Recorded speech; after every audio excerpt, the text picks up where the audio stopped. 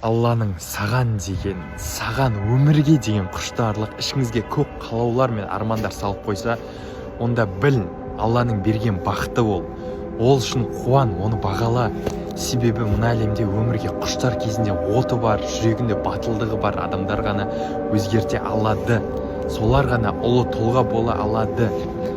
Олардың қасында сен бақыттырақсың. Армандауды, биік мақсат қоюды ешқашан тоқтатпа.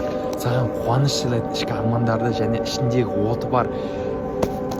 Отың бар болса адамдар келіп сені қолдау береді.